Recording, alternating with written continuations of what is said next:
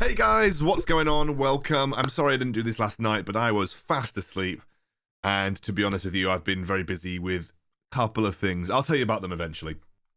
First of all, thanks to G2A for sponsoring the channel. It's been about 50 years since I've said thanks to G2A for sponsoring the channel. You can find a reference link in the description below, and I really appreciate everything they've done for me over the last few years. So, we're going to be talking about the patch. It's a relatively small one in terms of champion changes, so I doubt this video is going to be super long. But, of course, we've got a couple new skins coming in. Zombie Slayer, Pantheon, and Obsidian Malphite. Relatively cool skins, nothing huge, to be honest with you. A few new accessories. There is a new Ionia event, obviously Ionia being kind of like the area that the current season is based around. Let's get straight into the champion changes. Fizz is getting a nerf. He's getting a nerf to Playful Trickster, which is his third ability, and he's getting a nerf to Chum the Waters. Basically flat damage nerfs across the board. Do I think that Fizz was in a good spot? I do think in the right hands he was slightly overpowered. I especially think at lower elos, if you had someone who's even slightly competent at Fizz, he could very quickly take over games. So I think these changes are probably warranted. You'll find that Fizz doesn't get as much play at high elo because it's much easier for high elo mid laners to avoid Fizz and try not to get killed in the early game so he doesn't snowball, but also ranged mid lane players often are very good at punishing Fizz and putting him in a lot of pressure. But I can see why maybe at the mid to low level elos where Fizz can kind of take over a game with a few kills, that they'd want to make these changes. So I think these are fairly justified. Jax is getting an attack speed per stack nerf, and it's going to be a 2% attack speed per stack at the highest level. It's pretty big, I would say. 1 second. Sorry, had to respond to an email very quickly. Yes, so essentially it's going to be like, I think a 20% overall attack speed nerf with, I think it's 10 stacks that Jax has got, and it'll be 2% per stack at the later game. That is relatively sizable. I think you will feel that, especially... Oof. Sorry, I very weirdly pulled something in my jaw, and it really hurt when I was just talking. Anyway, so I think Jax is going to take the hit here, especially in the late game, and his tower pushing potential especially is going to get significantly impacted. 20% is a decent attack speed nerf. You've also got to remember that they also nerfed his base attack speed a couple of patches ago, and then they're basically also reverting the buffs that they gave to his passive, because they were supposed to take off base attack speed, then give him passive attack speed that stacks up better as the game progresses, but now they've kind of taken that off and almost reverted the attack speed to where it was, which essentially means that Jax is taking a bit of a hit in terms of his late game tower pushing potential especially, but I think it's still okay, and he's still going to scale really well into the late game. It's a little bit like the Kale effect. It just won't be as powerful. Do I know if this is going to stop Jax from being super powerful in the jungle? Because realistically, in the Baron lane, you didn't see him as much. Difficult to say, because a couple of things are like moving parts right now. Jax was very powerful in the jungle. A lot of people playing Yuumi top in pro play to complement that. Couldn't say for sure whether Jax is gonna be kicked out of the meta by this, but it doesn't feel as powerful as the Kale nerfs that we had a couple of patches ago. But you've got to remember that 20% attack speed overall is still a decent amount. But the way that attack speed works is that there is a hard cap in attack speed. So, like, there is a point at which there's like diminishing returns in terms of attack speed gained, and so obviously Jax got crap tons of attack speed from his passive previously. Is that 20% going to make as much of a noticeable difference because of just how much attack speed Jax gets in general? You probably won't feel it a ridiculous amount because there is that kind of diminishing returns when it comes to attack speed. So TLDR, it's going to hurt, but because of the way that attack speed works in Wildrift, it might not hurt as much as you would think. So we'll see. I might do a little test video to see what his attack speed looks like. Lulu, they're nerfing her whimsy, but they're also nerfing her late game shielding potential too. The late game shielding potential is being cut by 25, which is a pretty decent chunk. And also whimsy going up by 1 second at every rank. Reduces the how quickly you can speed up your allies' attack speed, but also how quickly you can lock down enemies. It is some decent chunky nerfs, and I think Lulu was definitely in a good spot. I think this probably brings her down to like A tier, maybe borderline of S. But the one thing that you've got to remember about Lulu is that because things like Vayne and Jinx are so good in solo queue, she's always going to remain relevant. Any attack speed carry, Lulu is usually right now the best option to pair up with them because she just accelerates their power so much. So I think that I think that Lulu right now is going to remain good in the particular pairings that she's already good with, even despite the nerfs. The thing is, Whimsy as an attack speed steroid is just really good, and even though you're killing it by 1 second, you know, with ability haste that becomes less apparent and so on and so forth. It's going to hurt. Clearly, it's going to reduce the power level of like the Lulu Jinx and the Lulu Vayne combinations, but she is still going to be the go-to support for those types of carries because no other support does what she does. Even with Ardent, no other support does what she does. These are the biggest changes to a champion on the patch. Yuumi was underpowered and I kind of felt she was underpowered. I thought she was okay, but Riot's data was saying that she had a very, very low win rate, I think, and she was very underpowered. If you watch the podcast that I did with Endstep, he talks about it in a bit more detail. Link to that in the description below. Mana regeneration going up by a decent chunk. Obviously, she uses percentage mana when using her zoomies. So that's, you know, adding some nice base mana regeneration to Yuumi. Bop and block. The cooldown on Bop and block is going down at like massive amounts across the board. So essentially, she's going to be able to use her. Essentially, this is going to make her passive much more readily available in the early game and a little bit more readily available in the late game. But mostly, this is for that laning phase. Prowling projectile mana cost is coming down. They're increasing the percentage health damage. They are increasing the base damage by 20, and they're increasing the empowered base damage by 20 as well. Big damage buffs to the base damage on Prowling projectile to make it feel a little bit more impactful and also making it cheaper to spam.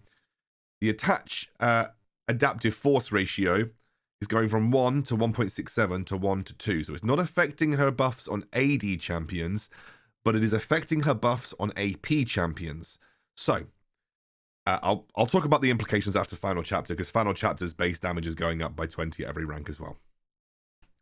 So, what does this mean for Yuumi? A, those top lane Yuumis that you've been seeing in competitive, more viable than they were before, because she just got buffed in every single way. So, expect to maybe see some Yuumi tops in competitive play, if this is something that people are trying to work out and make relevant in the meta. Big buffs to Yuumi overall in terms of her laning capabilities. B, I actually think Yuumi's like a broken support now. Like she's borderline broken at this point. She's had so many buffs in one go. I really feel like Yuumi's going to be in a good place. C, 3, those mages that you're seeing in the bot lane, Brands, the Orianas, the Ziggs, Yuumi just got significantly better at supporting them. So, expect to see Yuumi Oriana matchups, Yuumi Oriana Ziggs pairings. Anything that uses AP, Yuumi has now become slightly better at supporting them and empowering them. And these high scaling AP champions are going to really benefit from having a Yuumi on their side. Really big shakeup, I think, to what Yuumi offers to a team. And I'm very excited to see if this gets picked up. Not super excited to see lots more Yuumi, but I'm just excited to see whether teams are taking advantage of some of these changes and whether this becomes more apparent in solo queues. Pretty big changes to Yuumi overall. I think it's made her very good. Mora Mortius, it's a crappy item that no one buys, so they're reducing the combine cost and making it 200 gold cheaper. Still don't think anyone's going to buy it. You can make it 2,800 gold, but it's just not a great... I mean, it's... Well, okay. It's a niche item, and I think Edge of Night kind of does what Mortius does as well. Like, it blocks an ability. So, yeah, I think then for AD carries, you've got the same passive coming from Phantom Dancer. And so, like, Phantom Dancer is just a better item, I think, anyway, especially for AD carries. And then for, like, AD casters, a lot of them are going Edge of Night. Not to say you couldn't go Edge of Night plus more of Mortius, but again, interesting to see. I think it might still be a little bit niche, but though I would say the 200 gold, you know, cost reduction is pretty decent, but it's just about where you fit that in your build. I think worth some testing. Maybe I'm being too harsh on more Mortius. Maybe it'll get picked up a little bit more. But I just think that like people are often either building Phantom Dancer for AD carries, or they're building Edge of Night, which is kind of functioning like a pseudo Banshee's Veil for ADs. So, or AD threats anyway. So yeah, interesting. And also it's like where in your build do you build this? You know, it's almost better to hedge your bets and go for your core builds like the Ghost Blades and the Triforces, and more of Mortius always becomes like an afterthought later in the game. I would build more of Mortius as an AD caster threat, but later in the game, it was never forming part of my early strategy, you know. Rune changes. Electrocute is getting a pretty decent 5 damage buff, but also the cooldown's coming down by 5 seconds. This means you can now proc it 3 times every minute. And I think, you know, that's better. That's really good for the laning phase. Don't get me wrong. That's really good for the laning phase. And now hopefully allows assassins and maybe even burst mages to take advantage of that a little bit more effectively. And I think it's worth testing. Again, the problem is the thing about Electrocute is it's quite difficult to track as and when you're using it. And if you can't take advantage of that burst and turn it into something tangible, like it's just more risky than Conqueror. However, it does give you a huge amount of extra burst damage, you know, versus key targets. So, you know, like for assassins, it feels like it's still a good option. Triumph, getting a bonus damage buff by 2%. So basically making you slightly better at executing damage, but 5% bonus damage to anyone below 35% HP is quite nice. And I think this has actually made Triumph a very much more attractive rune in general. Definitely for Darius's, Garen's, even Alistair's. Well, Alistair really no, but Katarina's, people with resets, anything like that. It's and anybody with executes. It feels like a nice rune choice now. Hunter Genius, you're getting 3 ability haste, which does that work out something like 1.5% extra cooldown reduction on an ability. It's 3 ability haste. I don't think it's some sort of magical refresh to this rune that's going to suddenly make it overpowered. They've obviously nerfed Sweet Tooth as well. I'll go to this one first because they've nerfed Sweet Tooth, but Sweet Tooth still just feels like a safe rune that you know you're going to get value out of almost always. Even though they've reduced the gold that you're getting and the bonus healing, it still just feels like a really safe rune. And like Hunter Genius, you could make it work, you could not make it work, and then again, like extra 3 ability haste doesn't feel like it's going to be something that you're getting massive value out of. Phase Rush, the cooldown's coming down by 3 seconds. Still think Phase Rush is incredibly niche, if I'm completely honest with you. And I also just think that a lot of the time people just go fleet footwork because they kind of do the same thing to an extent. There are a few champions that Phase Rush feels really useful on, but again, it feels worse than some of the other runes that are available in that scenario. So I still think Phase Rush is going to remain niche. I don't think 3 seconds suddenly puts Phase Rush into the border of being OP.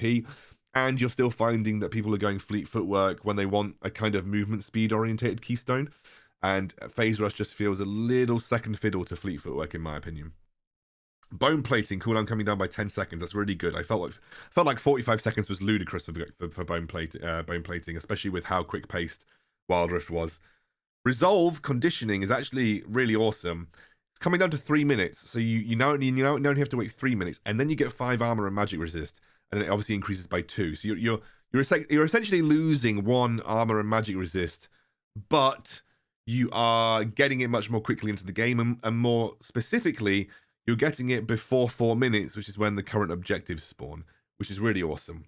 And I think this now opens up a discussion about, you know, conditioning versus something like adaptive carapace. Now, adaptive carapace, I believe, is 12 armor and magic resist below 50% HP. You know, and that's good for squishier targets, especially in the early game. For those first 3 minutes, can definitely keep you safe, and probably even better at the first dragon fights as well for those squishier targets too.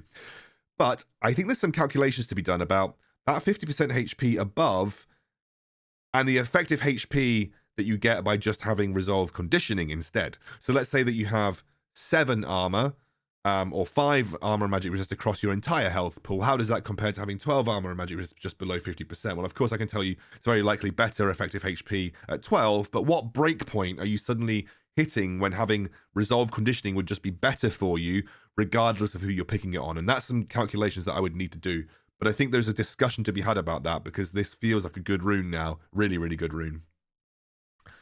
Hunter Titan's getting a nerf. Tenacity's coming down. Basically, you're getting 5% less tenacity. I'm not entirely certain that that was the play I would have gone for on Hunter Titan.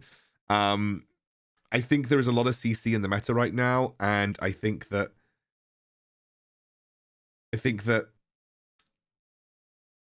just because there's a lot of CC in the meta doesn't mean that you should nerf Hunter Titan. If anything, it feels like a rune. If anything, if you're feeling that people are taking Hunter Titan because there's a lot of CC in the meta, maybe you need to think about how long some of that CC is lasting, or maybe adding adding or removing tenacity from Merc treads, for instance. So I feel like doing it to the rune is a bit like,